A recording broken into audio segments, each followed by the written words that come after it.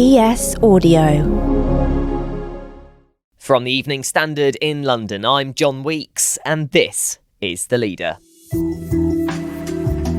Proposals for what's been described as the biggest shake-up of the private rented sector in 30 years have been released by the government. The Department for Levelling Up Housing and Communities has issued plans for the sector, which it said will redress the balance between landlords and private tenants in England. The proposal includes a pledge to outlaw no-fault evictions, where landlords can end tenancies without giving a reason. There's also new rules making it easier to own a pet in rented accommodation, and a doubled notice period for rent increases. But what impact could these changes have on the rental market, and can they really redress the balance between landlords and tenants? First up, let's get a landlord's perspective on this. Joining me now is Ben Beadle, Chief Executive of the National Residential Landlords Association. So Ben, having looked at the details, what do you make of these proposals? So, landlords may well look at this and think there's a mixed bag, but I think it was probably always going to be. The clue's in the title, Renters Reform. This isn't about reforming things for landlords. This is about reforming things for tenants. So I think, there's a few things in there that will raise landlords' eyebrows. I think the vast majority of things landlords can deal with, but it is a big shake-up. It's a revolutionary move for the sector in a way that we haven't seen for, certainly in my lifetime. But if there's one thing I know about the sector and landlords is that they are resilient. So they will moan a lot about it, but they will, I'm sure, get on with it. And those that don't feel that they can stomach that journey will exit the sector. And I think that's just, a word of caution, I think. The private rented sector is seeing a lot of regulation. It's seeing punitive taxation. It's the least subsidised sector, and landlords contribute £3.6 billion to the economy. If landlords don't have confidence about the detail that underpins the white paper, then we could be in trouble, because there's nothing in the white paper itself that seeks to address either cost of living or supply of housing. And we're in a housing crisis at the moment, and it's a question of how far can landlords be squeezed before they start to exit the sector. And I think a key part of this that the department is pushing is the removal of no-fault evictions. How positive a move is that? And what would you say are some of the other positive changes put forward? Yeah, well, this isn't a new announcement. This is like Groundhog Day. Government have been banging on about no-fault evictions for 3 or 4 years. They've now set out in vague detail how that's going to work. But it's worth reminding ourselves, 8% of all tenancies are ended by the landlord. So 92% of the tenants are choosing to end their tenancy in some way. So, Section 21 is not only a minority of cases, but also I'm not sure I fully accept the term no fault, because we have a crisis within our court system. Government have recognised that in the white paper, by the way, in terms of promising to improve resolving disputes and also length of time that it takes to remove a tenant. It's currently about 12 months, which is far too long.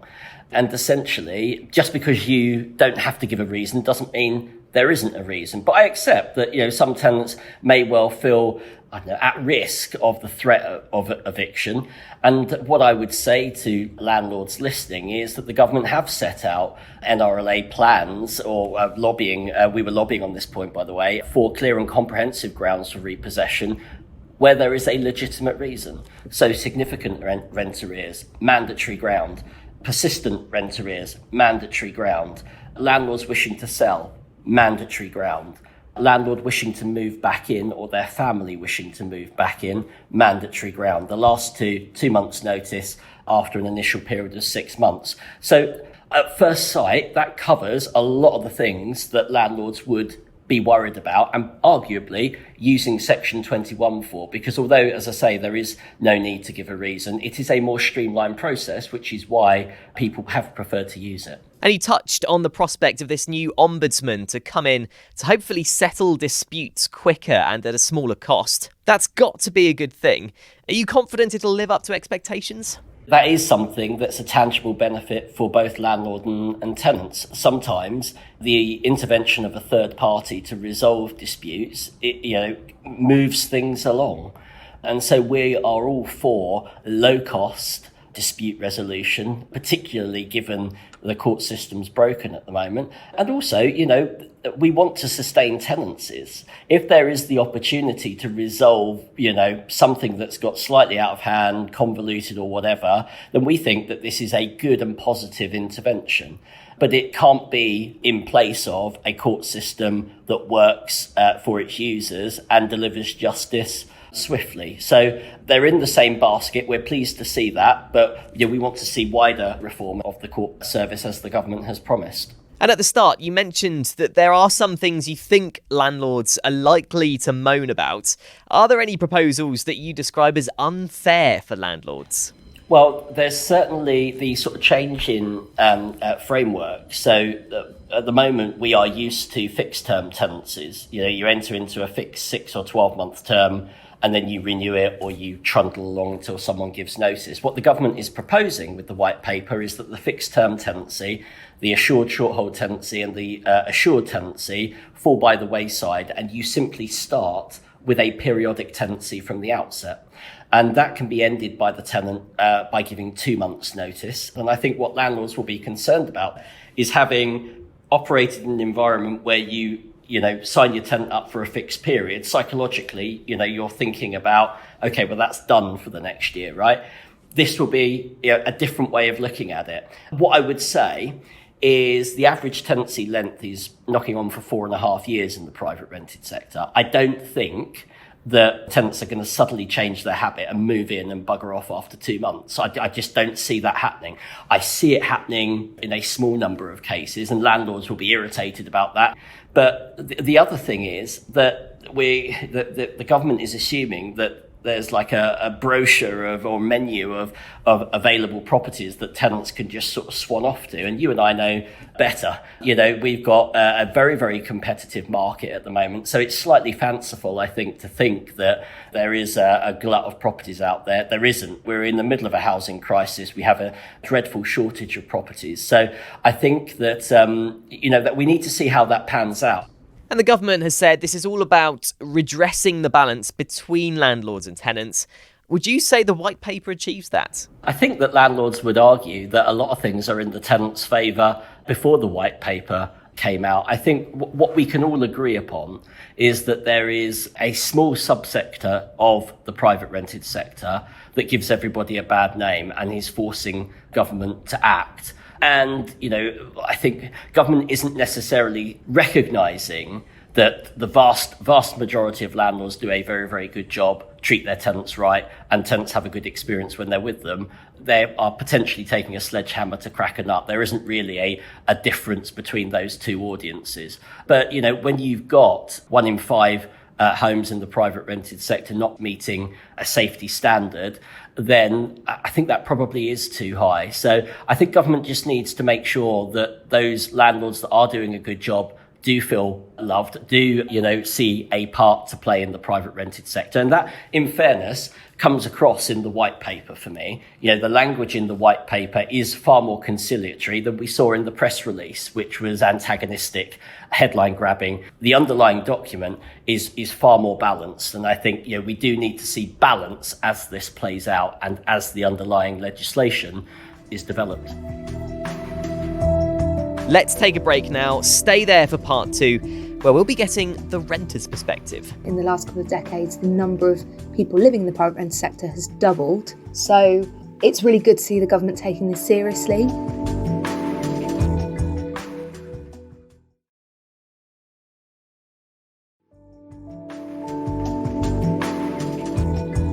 Livi Elsmore from the Renters Reform Coalition joins me now to go through these new proposals. First of all, Livi, what's your immediate response to the changes being put forward? Our immediate response is, first of all, I think it's very important to welcome that this is happening at all. It's been a good few years since the government first said that it was going to take action on no-fault evictions in the private rented sector. So we're just really glad to see this happening. And a big part of what we're saying in response is just urging the government to push this forward and bring a bill to Parliament and make sure that this happens in terms of legislation.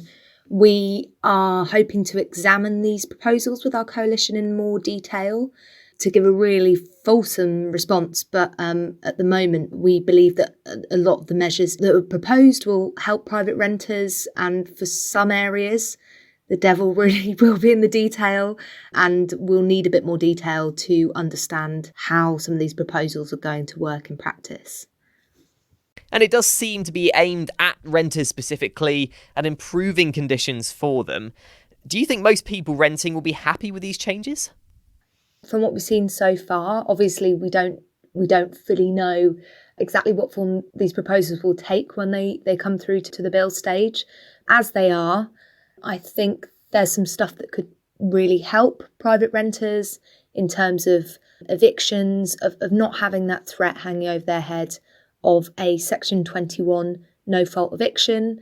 The government have looked as well, which we're grateful for, at how to drive up the quality of the homes that renters are living in. This is really important. If those proposals go to plan, then I think that will make a really fundamental difference to the lives of many renters across the country. The detail is really with whether some of those more lower income or more vulnerable groups of renters will get to reap the rewards of these changes. And again, I think whether that is the case or not will really come down to the detail. And some of the measures are quite freeing for people renting, such as the proposal for a new sort of rolling contract instead of fixed term ones. Yeah, How could that be beneficial? We are, as the Renters Reform Coalition, we are a big supporter of tenancies, of contracts that are not fixed. We think that fixed term contracts often lead to a lot of insecurity, which means that renters of all backgrounds, really, from young people starting out in their lives through to older people and families, means that they can't plan for the future. So we're really in favour of contracts where renters can stay as long as they need to, providing that there's nothing seriously wrong, but also give them the flexibility, should their circumstances change, to move on with giving appropriate notice to landlords. So that's something that we've been campaigning on for a while now. So we're looking forward to analysing these proposals in more detail and really would like the government to take forward some meaningful tenancy reform. And it's been described by the government as the biggest shake-up of the rental sector for 30 years. Does it feel as substantial as it sounds? Well, I think from what we've seen, this is definitely a big moment and something that people who have campaigned on these issues for a long time and the renters living in the private rental sector should feel positive about and should welcome. This is a big day, as you say, and as the government have said, it's been a long time since we've had any meaningful reforms to the private rental sector. And meanwhile, in the last couple of decades, the number of people living in the private rental sector has doubled. So it's really good to see the government taking this seriously. And there are examples sometimes of quite fractious relationships between tenants and landlords. What do you think is needed to sort of repair that stereotype relationship? Yeah, well, I mean, I think that, for the most part, I'm sure many other organisations you speak to would say similar. For the most part, lots of renters have had good experiences with their landlords. Many have also had bad experiences, and obviously there's a wealth of experiences in between. I think that largely landlords are not kind of angry about renters and want to work together to make this experience as good as possible. But of course, I'll leave it to the landlords to share their side of the story too. I think some of the measures that are proposed in the white paper could be really useful to grow trust between both sides, and particularly for renters, having a property portal to understand more about the homes that they're renting or looking to rent, and increasing the regulation of landlords will be a really good way to help renters trust their landlords and their potential landlords. And I hope as well, on a personal level, that landlords will see that with this regulation, and when things are clearer and more secure for renters, that they'll also benefit from it as well. That's all from The Leader. There's more news and analysis in the Evening Standard newspaper and online at standard.co.uk. Thanks for listening. We're back tomorrow at 4 p.m.